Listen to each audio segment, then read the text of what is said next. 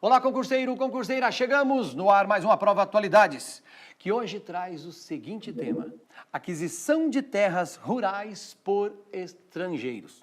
Claro, essa aquisição de terras rurais por estrangeiros em nosso país. E para falar sobre este tema, trazemos hoje aqui o professor Marcelo Schmidt, que é engenheiro florestal, mestre em engenharia florestal, também é advogado, trabalha com direito ambiental, dá aulas nessa área, é também diretor da empresa Index, que presta consultoria em todo o país, fora do país, sobre as questões ambientais. Professor Marcelo, tudo bem? Bem-vindo e obrigado por estar aqui. E vamos para esse tema polêmico. Vamos lá. Legal? Olha só, a questão de terras em nosso país, se você voltar no livro de história, lembrar lá das capitanias hereditárias, depois vem Sesmarias, depois vem 1750, questão da lei de terra, sempre foi um grande problema. E é justamente isso, concurseiro, concurseira, que você deve começar a prestar atenção. Por quê? Vai ser uma lei federal que vai ter influência diretamente no seu município. Não é a questão de ser bom ou ruim aqui, nós precisamos entender o seu funcionamento. Sr. Marcelo, conta para nós como que era a então lei e como pode ser a próxima lei da questão ambiental. Ambiental não, aquisição de terras. Aquisição de terras. Bem, vamos lá. Primeiro, professor Laércio, obrigado pelo convite de estar aqui, falando esse tema importante e um tema realmente muito importante para quem está trabalhando com concursos, para quem está se preparando para concursos. Por quê? Porque é um tema da atualidade, então ele pode ser solicitado esse tema em alguma questão. Pois bem, a questão referente à aquisição de imóveis rurais no Brasil por estrangeiros, ela foi tratada por uma lei bastante antiga, uma lei de 1971, a Lei 5.709 de 1971. Se vocês me permitem, para que haja um entendimento bem interessante sobre o tema, eu vou ler o primeiro artigo da lei, que é justamente o artigo que estabeleceu uma restrição quanto à presença, à aquisição de imóveis por grupos estrangeiros no Brasil. O Reginaldo vai colocar na tela para nós e o Gerson. Pode colocar lá, Reginaldo, essa imagem que está no tablet para o Marcelo comentar. Pode vir aqui. Isso, vai lá. Fica à vontade. Então, vejam, o artigo 1º dessa lei, ela fala que o estrangeiro residente no país e a pessoa jurídica estrangeira autorizada a funcionar no Brasil só podem adquirir imóvel rural de acordo com as restrições previstas na lei. O parágrafo 1º ainda fala que fica sujeito ao regime estabelecido na lei a pessoa jurídica brasileira da qual participem em qualquer título pessoas estrangeiras como investidores, não importando a quantidade de capital investido que essa empresa estrangeira possui. Isso aqui é importante para o nosso aluno.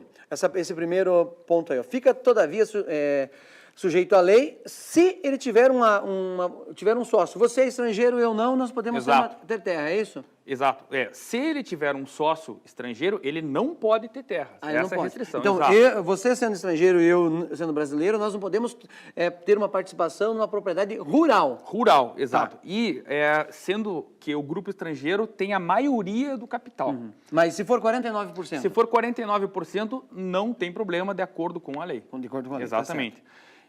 Qual que é a consequência dessa lei? Ela prevê uma série de restrições para que os estrangeiros possam adquirir terras. Mesmo com essa minoria de 49%, ela prevê uma série de restrições.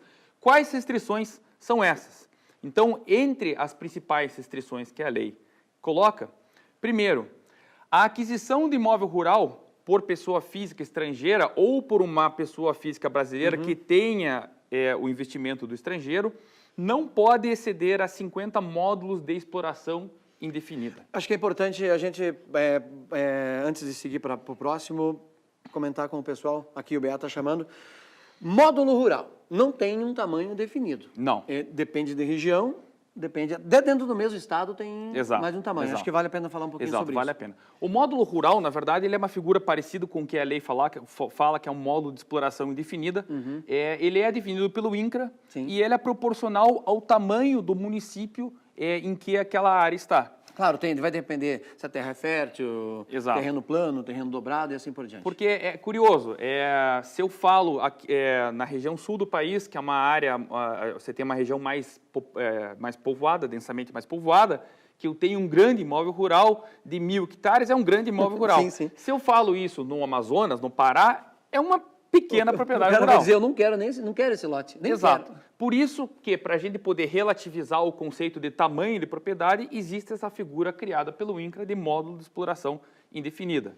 Perfeito. Qual que é o próximo? Vejam, as pessoas jurídicas estrangeiras referidas no artigo 1º, elas só podem adquirir imóveis rurais destinados à implantação de projetos agrícolas, pecuárias, industriais ou de colonização, vinculados a seus objetivos estatutários. Isso quer dizer o quê?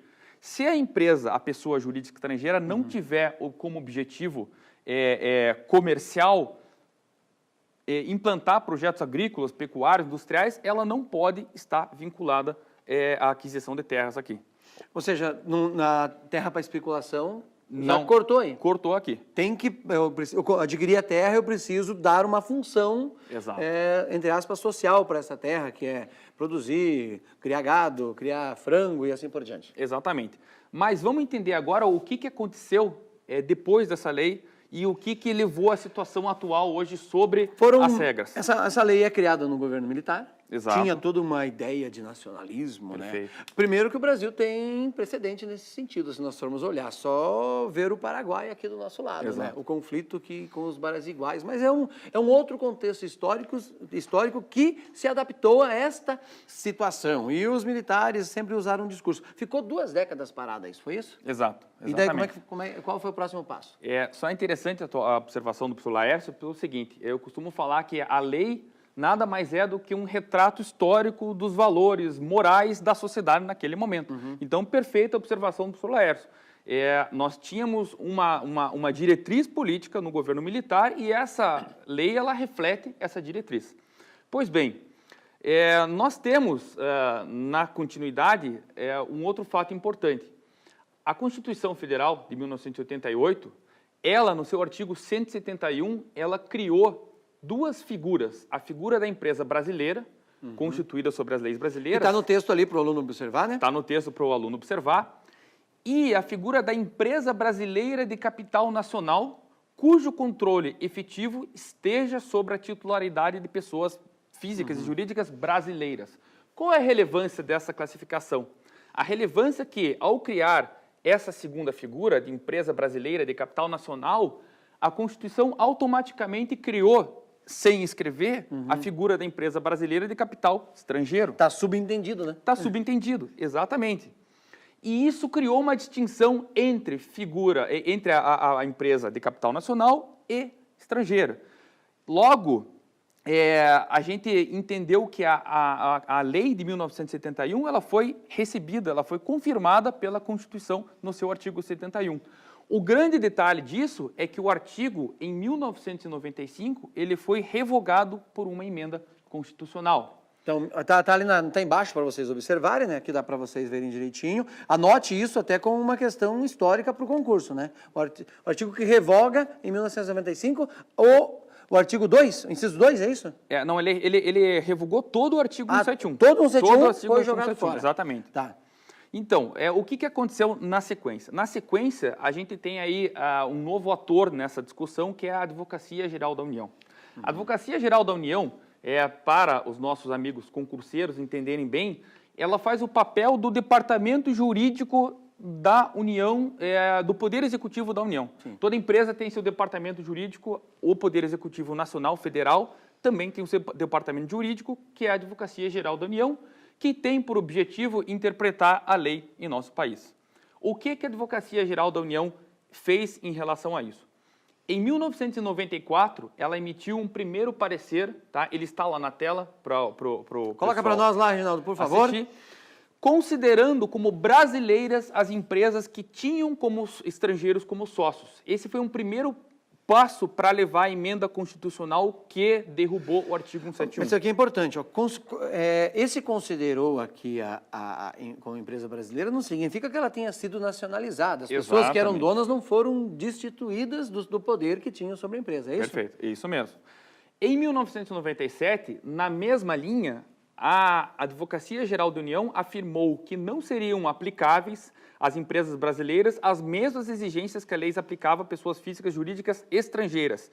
E defendeu ainda que uma lei ordinária, tal qual a lei de 1971, não poderia fazer distinção entre empresa brasileira de capital estrangeiro e empresa brasileira de capital nacional, revogando, portanto, o artigo 1º, parágrafo 1º da Lei 5.709. É isso que está valendo hoje. Calma, nós já vamos chegar lá. Tá. A gente tem ainda vários capítulos emocionantes dessa história aqui para chegar lá. Em 1998, a Advocacia Geral da União emitiu um terceiro parecer confirmando a mesma linha de pensamento e determinando que não necessita nenhuma autorização especial para que uma empresa que tenha sócio estrangeiro adquira imóveis rurais no Brasil. Olhando aí para uma questão geral, vamos ver o seguinte. Você viu 71, passa-se aí 23 anos, vem 94, olha, perceba quanto imbróglio em relação a isso, olha quanta mudança. E ao mesmo tempo, qualquer outra empresa, se você pensar as mais recentes, Renault, né, Audi, a Volks já vem lá na época do Juscelino Kubitschek, sempre se instalaram no país. Olha, por esse prisma, não teria conflito nenhum, desde que ela venha e aceite as leis impostas dentro desse território. Perfeito, perfeito. Okay? Exatamente. Pois bem, o que aconteceu a partir desse ano? A partir desse ano, nós observamos no setor agrícola, no setor agroflorestal brasileiro, uma grande entrada de investimentos estrangeiros que, obviamente, acarretou num grande desenvolvimento econômico e social do setor. Então, realmente, boa parte do que a gente viu na última década e meia, referente ao desenvolvimento do setor agrícola brasileiro, foi graças à entrada do capital estrangeiro. Mas deixa eu entender aqui, quem está trabalhando esse capital estrangeiro, quem está trabalhando nessa terra, eles adquiriram propriedades, são pessoas estrangeiras ou são brasileiros produzindo nessa terra? São pessoas físicas brasileiras que têm a participação de capital estrangeiro. Porque para você ter uma grande plantação de soja, mesmo que seja uma propriedade, entre aspas, pequena no Paraná, o investimento não é pequeno. Exatamente. É um investimento grande e não é qualquer grupo que tem envergadura econômica para isso. A partir de 1995, portanto, é uma empresa brasileira, a gente não está falando de uma empresa estrangeira, mas uma empresa brasileira que tenha capital majoritariamente estrangeiro, ficou autorizada a operar no Brasil. E o conflito agora? O conflito agora, ele existe pelo seguinte, a mesma Advocacia Geral da União, alguns anos depois, mais precisamente em 2010, ela emitiu um parecer, vou lembrar novamente que a lei muda, a percepção dos governos e da sociedade muda, ela emitiu um novo parecer revogando tudo aquilo que ela havia construído nos pareceres Não é questão anteriores. de não se entender, é que teve outra história, né? Outra história, exatamente. E ela determinou que as empresas brasileiras com capital social majoritariamente estrangeiro deveriam sim se sujeitar às restrições daquela velha lei lá de 1971, trazendo à tona todas as suas restrições. Consequência, a partir de 2010, parou a aquisição de terras por grupos estrangeiros no Brasil. Há 5 anos, então, não se Exato. tem mais. Obviamente, se tem, de qual forma?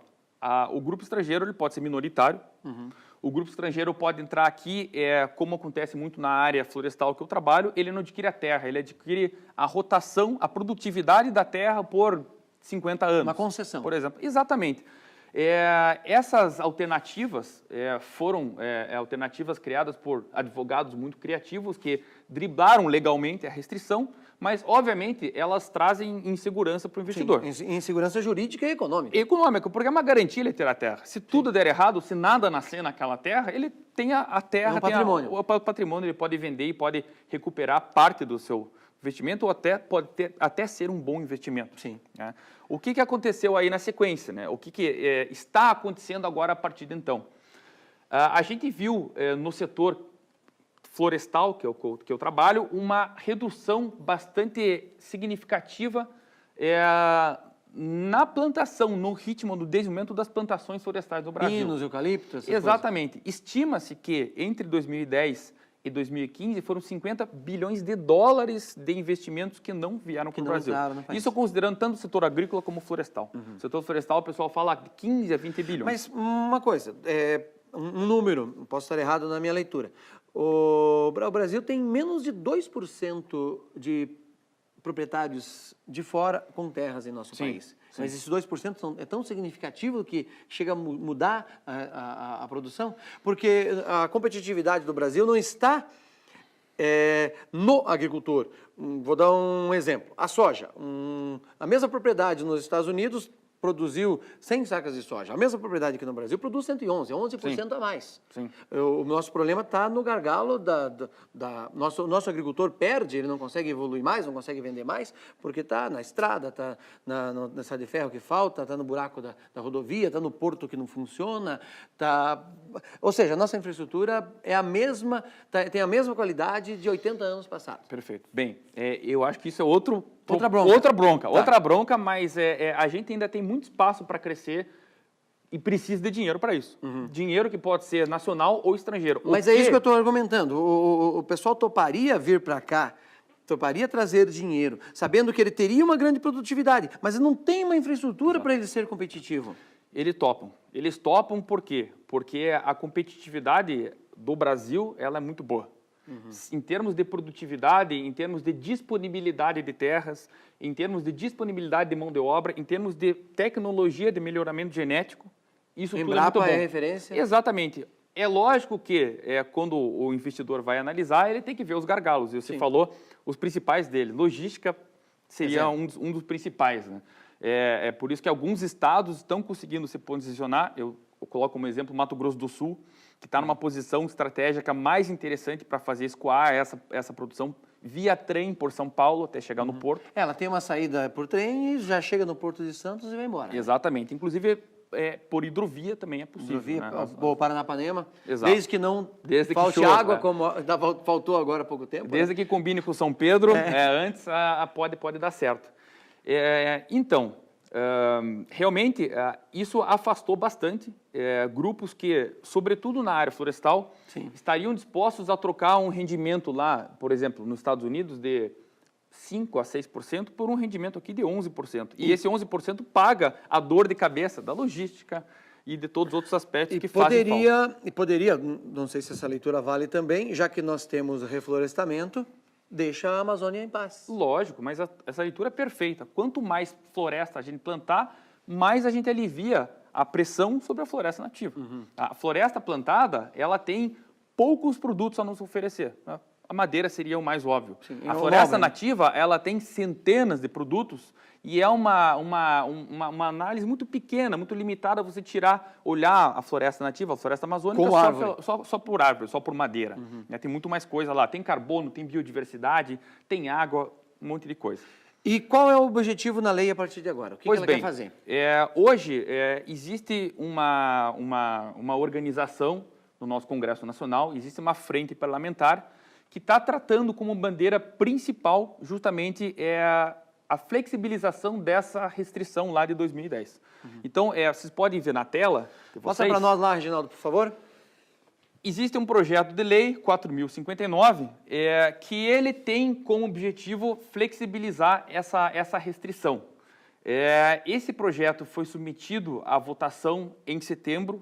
Não o 2015, mérito, né? Agora? 2015, perfeito.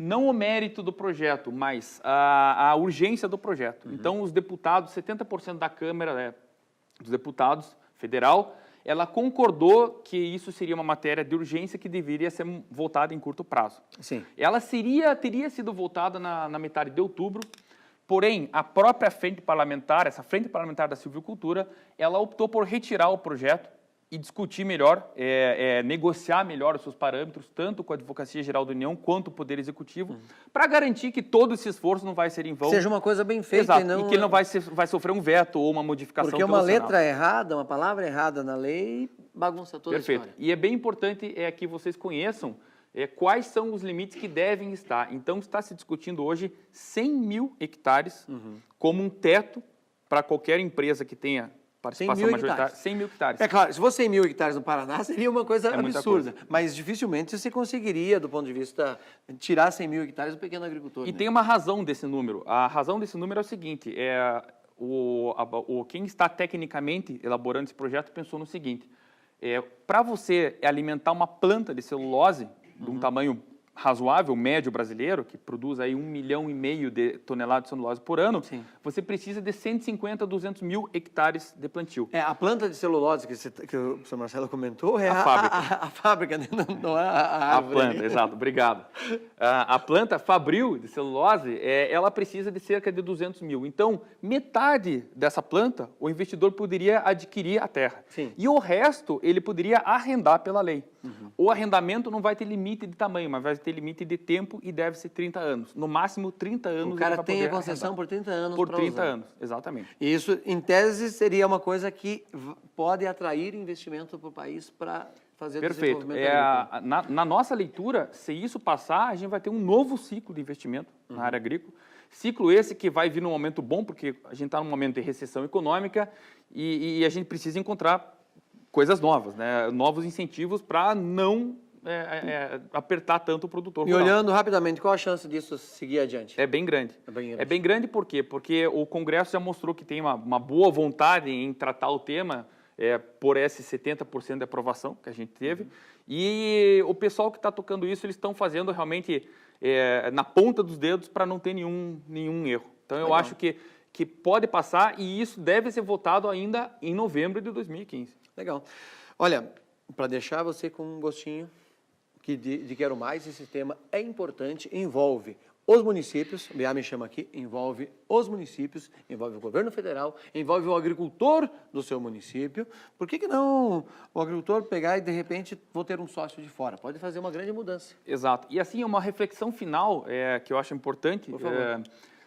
A gente tem que entender o motivo por trás dessas restrições. Então, existe uma série de explicações políticas, econômicas, mas quando a Advocacia Geral da União fez essa restrição em 2010, ela defendeu a manutenção da soberania nacional. Mas o professor Laércio falou uma coisa muito interessante, nós já temos outros mecanismos na lei que defendem a nossa soberania nacional. Eu proibir que alguém tenha. Sem mexer na economia. Sim. Então, a gente tem, por exemplo, mas o pessoal pode comprar terras na Amazônia e tirar daqui essências, tirar nosso patrimônio genético. Nós temos uma lei que regula a exploração do patrimônio genético. A biopirataria bem em pesada. 2015, muito bem feita. E ela vale fiscalização. Vale tanto para a empresa estrangeira quanto para a empresa. Basta a fiscalização, não nós precisa temos controle tributário, nós temos controle comercial, ou seja, a gente tem o pacote inteiro, é só fazer ele acontecer, né? E sem mexer na nossa economia. Legal. Rapaziada, importantíssimo isso. Vale a pena você ficar atualizado sobre esse tema, porque pode ser um item lá do seu concurso e você vai gabaritar e vai passar e atingir aquilo que você tanto quer. Professor Marcelo, muito obrigado. Eu que agradeço. Você volta para a gente bater um papo. Isso aí. Até mais, a gente se vê. Até mais. Aqui, ó. Abraço. Tchau, tchau.